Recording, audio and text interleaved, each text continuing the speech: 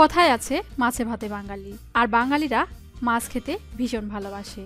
আর যদি হয় শোল মাছ, তাহলে তো কোনো কথাই নেই, কারণ শোল মাছের কথা শুনলে কোনো বাঙালির জিভে জল আসবে না তেমনটা হবে না। যাই হোক, আজকে আমি আপনাদের সামনে শোল মাছ আলুর ঝোল তৈরি করে দেখাবো। আর এই রেসিপিটা কিভাবে তৈরি করতে হয় তাহলে দেখে নিন। আর শুরু করার আগে আপনাদের কাছে ছোট্ট একটাই অনুরোধ রইবে, যদি আমাদের রেসিপিগুলো আপনাদের ভালো লেগে থাকে তবে অবশ্যই সাবস্ক্রাইব করুন এবং পাশে থাকা বেল আইকনে ছোট্ট একটা ক্লিক করুন, তাহলে সবার আগে আমাদের রেসিপিগুলো আপনার নোটিফিকেশনে পৌঁছে যাবে।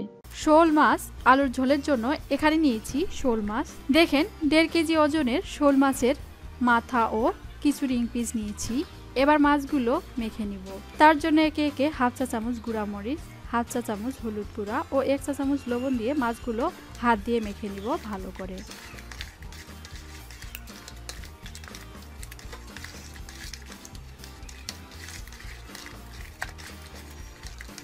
এবং মাছগুলো মাখার পর 5 থেকে 6 মিনিট রেখে দিব।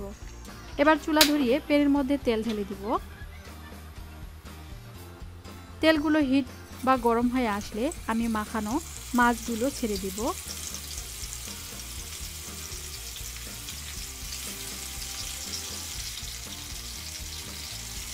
তারপর উল্টিয়ে পাল্টিয়ে ভেজে নিব মাছগুলো।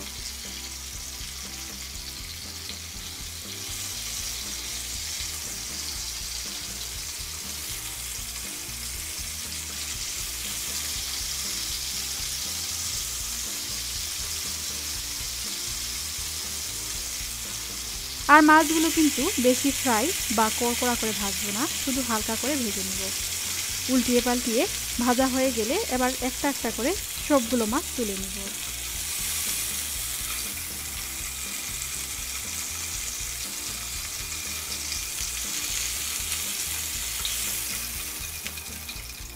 এবার সেই তেলের মধ্যেই কুচি করা পেঁয়াজ, রসুন বাটা 1 চা চামচ, আদা বাটা 1/2 চা চামচ দিয়ে সবগুলোই ভেজে নেব।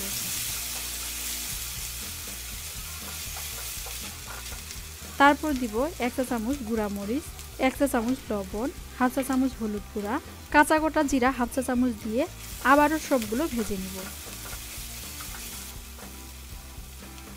প্রায় মশলাগুলো ভাজা হয়ে গেলে এবার দিব আলু। আলুগুলো আমি ছিলে কেটে নিয়েছি একটু মোটা করে, দেখে নিন। এবার সেই কাটা আলুগুলো দিয়ে দিব ও নেড়ে চেড়ে যাব। তারপর আলুগুলো সিদ্ধ করার জন্য পানি দিয়ে দিব ও নেড়ে চেড়ে নিব। তারপর ঢাকনা দিয়ে দিব 5 থেকে 6 মিনিটের জন্য। 5 থেকে 6 মিনিট পর ঢাকনা তুলে নিব। দেখেন পানি কিন্তু অনেকটাই কমে এসেছে। এবার আলুগুলো ভালো করে কষিয়ে নিব বা ভেজে নিব।